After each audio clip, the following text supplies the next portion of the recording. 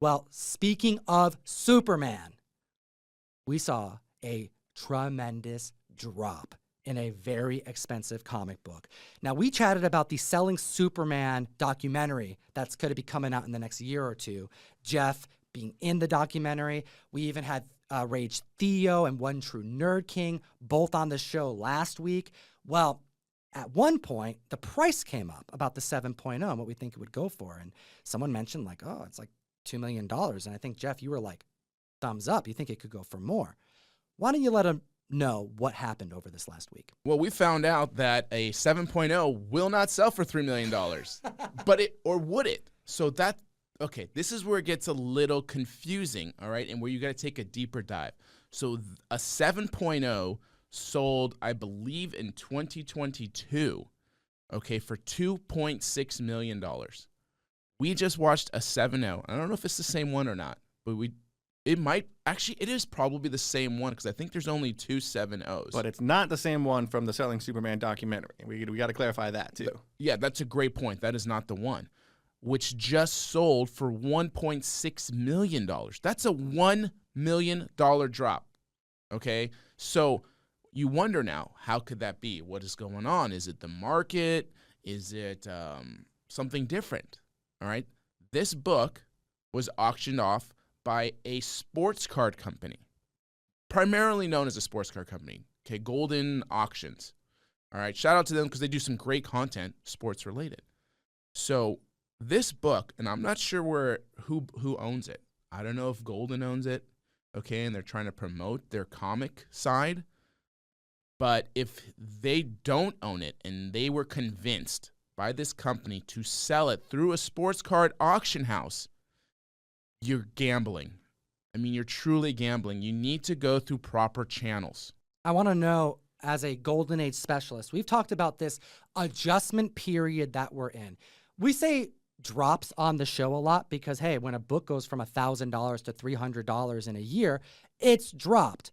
But the majority of the books that we discuss and the price fluctuations that they've experienced since the comic boom are still above where they were prior to the comic boom. They're just not as high because we are in an adjustment period.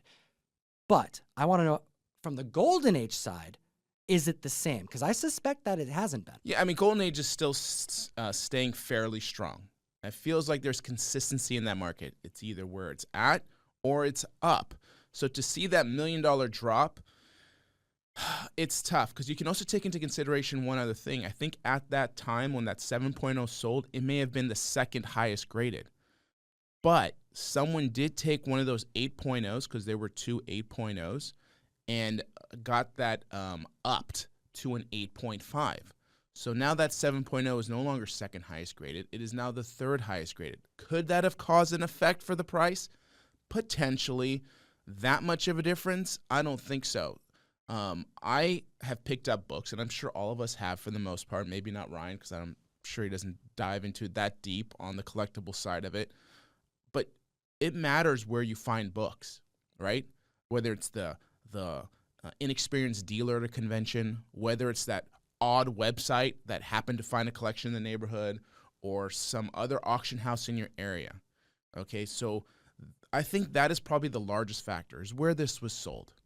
So again, I can't help but reiterate that it is important that when you choose to sell your book, you choose the platform you want to put it to, and make sure you choose wisely, like we did last week. Choose wisely. Same thing here, man. I mean, $1 million? That's a lot of green, Comic Fam. $1 million loss. I mean, I don't think I've seen a drop that significant since we've started this show in 5 years, and books have never gotten as high. Like, this could be one of the biggest potential losses that's happened in over a decade. There cannot be a larger recorded loss. Not many books even hit the $1 million mark. So imagine a book so expensive, so important to the hobby. I mean, this is a rare book. When I say rare, I mean it's increased in the amount of copies.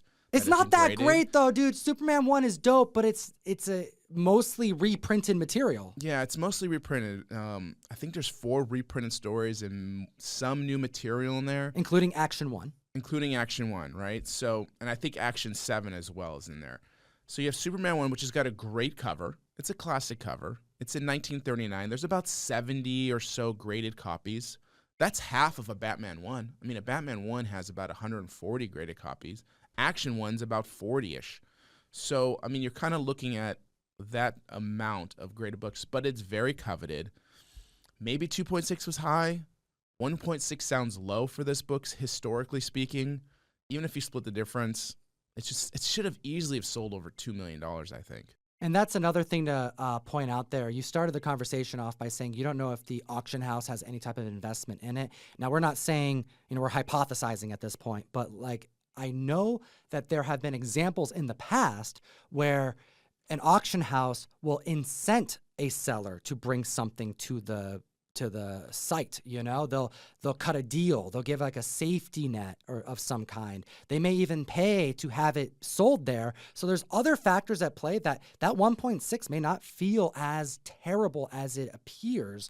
It's just $1 million. I mean, that's a lot to combat, and it's tough to imagine that these sellers would be super stoked about that unless the auction house knew that this is kind of what would happen. And I can't believe that they didn't. Yeah, and this actually sparks a memory for me because there was a Tech 27 that recently sold that I was bidding on, thinking that it was going to go way high. So I was just like, I'll just throw in a bid. I'm never going to win this book.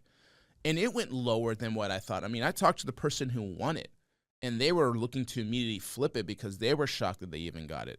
So, I mean, maybe maybe there's a little pullback on some of those ultra high level grade books. It's hard to tell because they don't trade that often, but there is, I believe, a Superman 1 coming up in a couple auctions. So it's really going to tell us what the true market is, because I think there might be a 3.0 and maybe a 5.0. We'll get back to you. We'll do a follow-up on it, keep track of the Superman market. But it's an interesting thing to see a book drop $1 million. Let us know what you think in the comment section below about this drop.